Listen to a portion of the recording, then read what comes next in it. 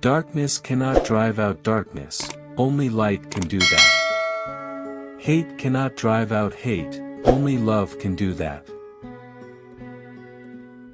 I have a dream that my 4 little children will one day live in a nation where they will not be judged by the color of their skin, but by the content of their character.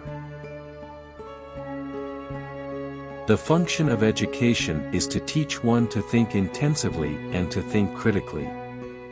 Intelligence plus character, that is the goal of true education. In the end, we will remember not the words of our enemies, but the silence of our friends. The ultimate tragedy is not the oppression and cruelty by the bad people but the silence over that by the good people. The ultimate measure of a man is not where he stands in moments of comfort and convenience, but where he stands at times of challenge and controversy. I look to a day when people will not be judged by the color of their skin, but by the content of their character. Human progress is neither automatic nor inevitable. Every step toward the goal of justice requires sacrifice, suffering, and struggle, the tireless exertions and passionate concern of dedicated individuals. Whatever your life's work is, do it well. A man should do his job so well that the living, the dead, and the unborn could do it no better. I believe that unarmed truth and unconditional love will have the final word in reality. This is why right, temporarily defeated, is stronger than evil triumphant. Man must evolve for all human conflict a method which rejects revenge, aggression, and retaliation. The foundation of such a method is love.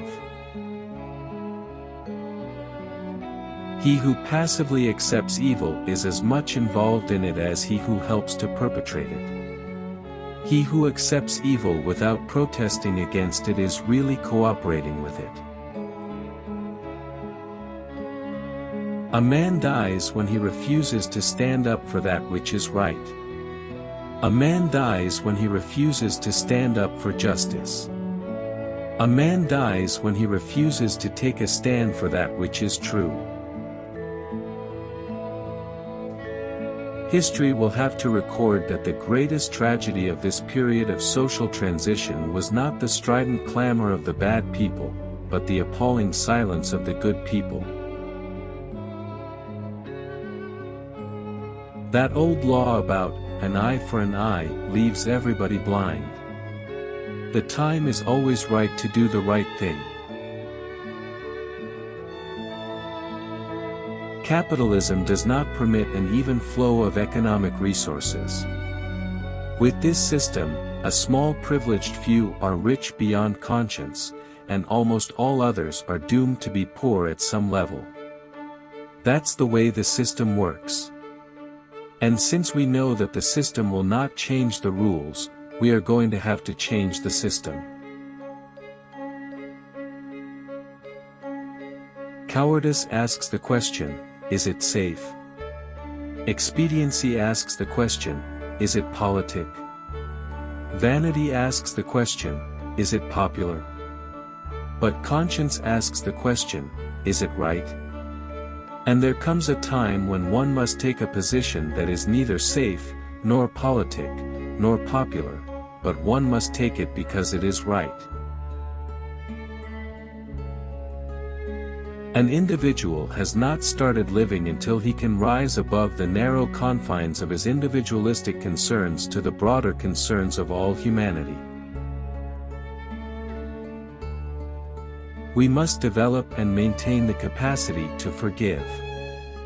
He who is devoid of the power to forgive is devoid of the power to love. There is some good in the worst of us and some evil in the best of us. When we discover this, we are less prone to hate our enemies. I refuse to accept the view that mankind is so tragically bound to the starless midnight of racism and war that the bright daybreak of peace and brotherhood can never become a reality. I believe that unarmed truth and unconditional love will have the final word. I have a dream that one day on the red hills of Georgia, the sons of former slaves and the sons of former slave owners will be able to sit together at the table of brotherhood. The first question which the priest and the Levite asked was, "If I stop to help this man, what will happen to me?" But the Good Samaritan reversed the question, "If I do not stop to help this man, what will happen to him?" Click link in bio for free study notes. Limited spots. Follow us now. Study Note 10.